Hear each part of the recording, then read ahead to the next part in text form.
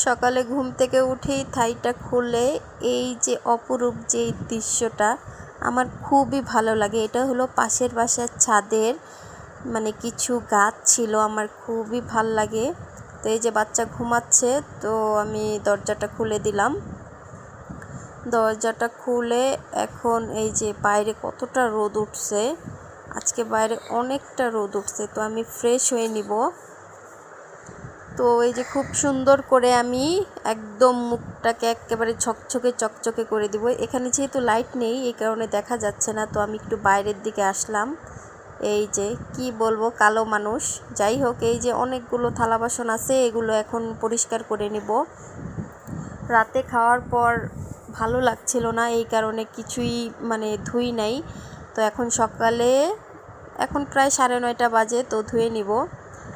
তো বাচ্চা আর বাচ্চার বাবা দুইজনই ঘুমাচ্ছে, আমি ফাঁকে কাজগুলো সেরে নিচ্ছি। ঘরের টুকিটাকি অনেক কাজ থাকে যা একটা মেয়ে বা মা বলুন বোন বলুন তারাই বুঝে। পুরুষ মানুষ বুঝেই না যে ঘরে কতটা কাজ থাকে। তারা মনে করে যে ঘরে তো কোনো কাজই নেই, কি আর কাজ, রান্নাবান্না খাওয়া দাওয়া এই করলেই বুঝি সব কাজ শেষ। আসলে যে কতটা পরিশ্রম আমরা মেয়েরা করি সেটা কিন্তু অনেক সময় পুরুষ মানুষ বুঝেও বুঝতে চায় না। তো যাই হোক, আমার ঘরে আবার এমন হয় না। ওর বাবা আমাকে অনেক সাপোর্ট করে, কারণ ও জানে অনেক সময় আমার শরীর ভালো থাকে না, তো ও আমার অনেক কাজেই সাহায্য করে। তো এই যে আমি থালা বাসনগুলো একদম সব ধুয়ে পরিষ্কার করে নিচ্ছি। তো এই যে পানিগুলো পড়েছিল এটা খুব সুন্দরভাবে মুছে দিব। তো ঘরের কাজ আমরা যদি পরিষ্কারভাবে করি তাহলেই কিন্তু পরিষ্কার, যেভাবে করব সেভাবেই থাকবে। তো এই যে ঘরটা আমি ঝাড় দিয়ে নিব। তো আমি ঘরটা একবার ঝাড় দিয়েছিলাম, কিন্তু তারপরেও এখন যেহেতু আবার থালা বাসন নিয়ে গেছি, এখন ঘরটা আবার কেমন যেন লাগছে। মানে মহিলা মানুষ বললে কথা, মহিলা মানুষ মানে মেয়ে মানুষ মানেই এটা করো ওটা করো, মানে খুঁজে আমরা কাজ বের করে নাকি করি। আসলে কিন্তু তা না, আমরা নোংরা পছন্দ করি না, এই কারণে আমরা বেশি পরিষ্কার রাখি। যারা নোংরা পছন্দ করে, অনেক মেয়েরা তো আছে যারা কোনো কাজই করতে চায় না। তো আমাদের তো আর ওই ভাগ্য নেই, ওই কপাল নেই যে আমরা কোনো কাজ করব না। আমরা সারাদিন আমাদের কাজ করতে করতে আমাদের দিন পার হয়ে যায়। এই যে ঘর এবং বাইরে দুই জায়গায় আমার পরিষ্কার করা শেষ। তো বাচ্চা ঘুম থেকে উঠে গেছে, তো আমি দুধটা চুলায় বসিয়ে এরপরে মানে ভাতটা আমি রাতে ফ্রিজে রেখে দিয়েছিলাম। তো এখন কিছুটা ভাত আমি প্লেটে নর্মাল করে নিব। আর যেহেতু দুধটা গরম করে নিব, তো ওই ক্ষেত্রে দেখা যায় হালকা ঠান্ডা থাকলেও কোনো সমস্যা নেই। এই যে ওকে নিয়ে যাচ্ছি ব্রাশ করানোর জন্য। বাচ্চা মানুষ নিজে নিজে কিছুই করতে পারে না, সব হাতে ধরে শিখিয়ে তারপরে করাতে হয়। আমরা বাবা মারা ওদেরকে যা শেখাবো ওরা কিন্তু তাই শিখবে। তো এই যে ও মানে একটু একটু করে পানি দিচ্ছিল, তো খুব সুন্দরভাবে এই যে ওর হাত মুখ পা ধুয়ে দিলাম। তো এরপরে এই যে দুধটা কিন্তু বলক চলে আসছিল, আমি কমিয়ে দিয়েছিলাম। তো এই যে দুধটা হয়ে গেছে। তো এখন আমি এই যে ভাতের ভিতরে কিছুটা গরম দুধ দিয়ে দিব। ভাতটা খুব সুন্দরভাবে কচলিয়ে দিব। বাচ্চা মানুষ যেহেতু, সকালে যদি আমরা ওকে ঝাল জাতীয় মানে তরকারি বা অন্য কিছু দিয়ে খাওয়াই, তাহলে দেখা যায় ওদের গ্যাসের সমস্যাটা বেশি হবে। তো এই কারণে আমি সকালে মানে প্রায় সময় ওকে দুধ দিয়ে ভাতটা দেই। আর এই যে ও বলছিল একটু রসমালাই দিতে, এই কারণে আমি রসমালাইটা একটু দিয়ে ওকে ভাতটা খাইয়ে দিচ্ছিলাম। তো বাচ্চা মানুষকে খাওয়াতে গেলে মানে পুরো ধৈর্য সহকারে খাওয়াতে হয়, কারণ ওদের খেতে খেতে প্রায় 1 ঘন্টাও লেগে যায়। মানে আমার বাচ্চার ক্ষেত্রে আধা ঘন্টা 1 ঘন্টা লেগে যায়। তো এই যে ওর বাবা এখনও উঠেনি, সে ঘুমাচ্ছে, প্রায় 10:30 বেজে গেছে। রাতে অনেক ডিউটি করে আসছে, প্রায় 12:30টার সময় বাড়িতে আসছে, এই কারণে এখনও ঘুমাচ্ছে। তো আমি এই যে রেডি হয়ে নিব। আমার রেডি বলতে হালকা একটু ফেয়ার অ্যান্ড লাভলি আর এই যে একটু লিপ বাম দিয়ে শেষ আমার রেডি। তো আমি রেডি হয়ে এই যে দোকানে চলে যাব। ওর বাবা এখনও ঘুমাচ্ছে, কারণ সে অনেক রাত করে বাড়িতে আসছে, তার এমনিতে টায়ার্ড। তো আমি যে দোকানটা খুলবো তারপরে সে পরে যাবে।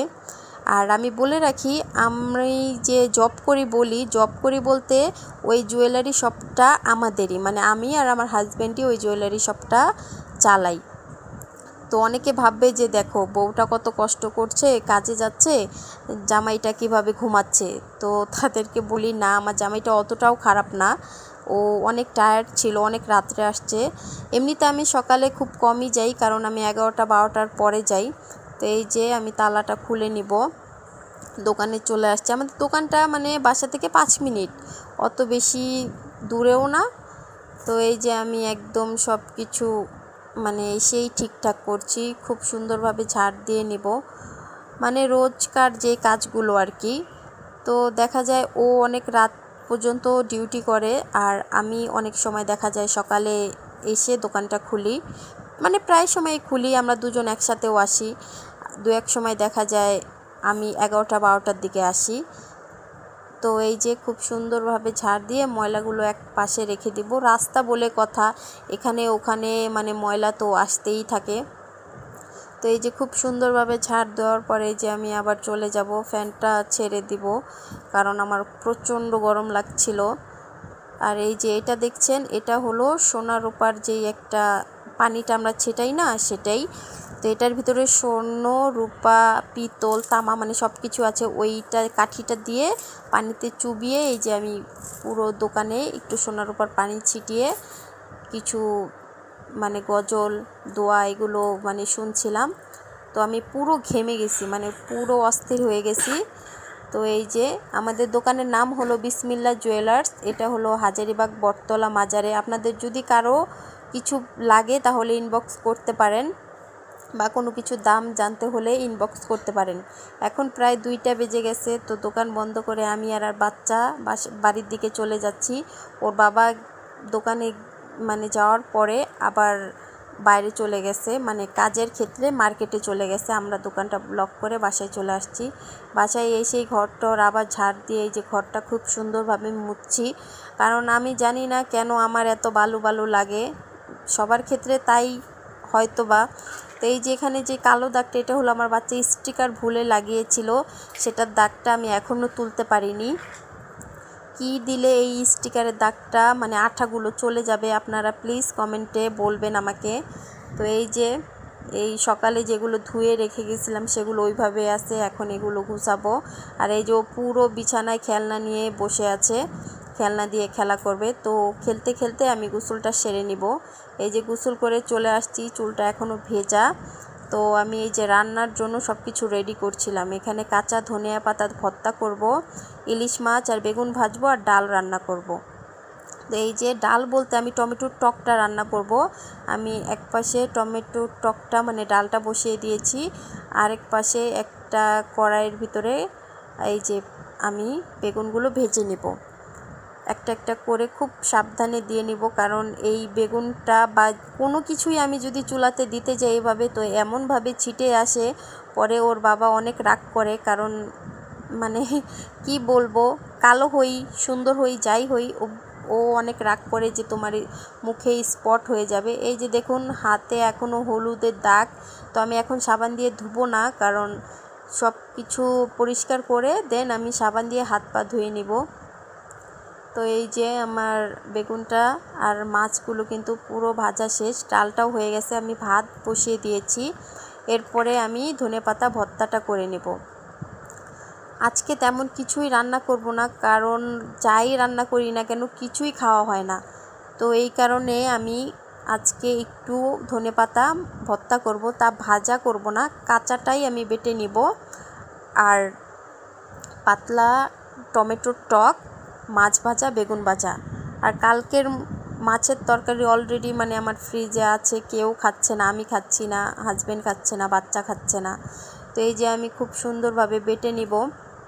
তো আমার পাটাটা দেখে কেউ কমেন্ট করবেন না, কারণ যেহেতু আমাদের মানে আমার ফ্যামিলি বলতে আমরা 2জন মানুষই, মানে আমার শ্বশুর শাশুড়ি দেশে থাকে, আর আমার বাবা মারা গেছে, আমার মা ভাইদের সাথে থাকে।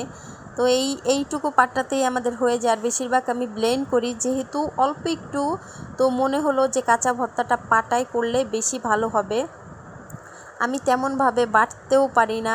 এই যে দেখুন, আপনারা দেখলেই কিন্তু বুঝতে পারবেন যে আমি কতটা মানে অনেক সময় লাগিয়ে আমি বাটছিলাম, কারণ আমি তেমন একটা বাটতে পারি না। কি করব, মেয়ে মানুষ যে রাঁধে সে চুলও বাঁধে। কথাটা সত্য, কারণ যে বাইরে কাজ করতে পারবে সে ঘরের কাজও করতে পারবে। এটাই একটা আমাদের মেয়েদের একটা জীবন এটা।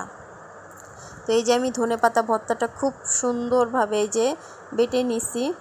ভর্তাটা বাটতে বাটতে একেবারে টায়ার্ড হয়ে গেছি আমি প্রচণ্ড ক্লান্ত। তো এই যে আমার ঘরের কাজ প্রায় শেষ। তো এখন আমি বাচ্চাকে একটু ঘুম পাড়াবো আর আমিও একটু শোবো। তো ইফতারের সময় হয়ে গেছে, ইফতার করতেছি। আমার হাজব্যান্ড আজকে বাইরে ইফতার করবে, আমি আর বাচ্চাই আজকে ইফতার করব। তো বেশি কিছুর আয়োজন করি নাই যেহেতু আমি একাই। তো শুধু একটু হালকা পাতলা ফল আর ভাজা পোড়া। তো এরপরে যেমন রোজ মুড়ি ভর্তা খাই বা বিরিয়ানি টিরানি হালিম, তো আজকে ওই কিছুই রাখি নাই, আজকে ভাত খাবো। তো এই যে খেয়ে নিলাম। মানে ইফতারের পরে শুধু পানিটাই ভাল লাগে, আর কিছুই ভাল লাগে না। যেহেতু ওর বাবা বাইরে, তো হালকা পাতলা করে ইফতারটা সেরে নেব। তো এরপরে আমি ভাত খেয়ে নিব। এর জন্য আমি কাচকি মাছের গুঁড়া চচ্চড়ি, করলা ভাজি আর ওই যে ধনেপাতা ভর্তা করেছি, সেই ধনেপাতা ভর্তাটা, বেগুন ভাজা। মাছটা কেন জানি খেতে ইচ্ছে করছিল না, তাই মাছটা নিয়ে নিই। তো ধনেপাতা ভর্তাটা এত যে মজা হয়েছিল, আমার কাছে খুবই ভাল লাগছিল। তো আমার বাচ্চা বলছে যে ও খাবে, তো যেহেতু একটু ঝাল হয়েছে তো ওটা দিয়ে তো আর খেতে পারবে না, এই কারণে ওকে সুদা ভাত দিয়ে বেগুন ভাজাটা দিয়ে আমি খাইয়ে দিচ্ছিলাম। তো এই যে ও একটু হাত দিয়ে খাওয়ার চেষ্টা করছে, আমি বললাম যে তোমার খাওয়ার দরকার নেই, আমি খাইয়ে দিই।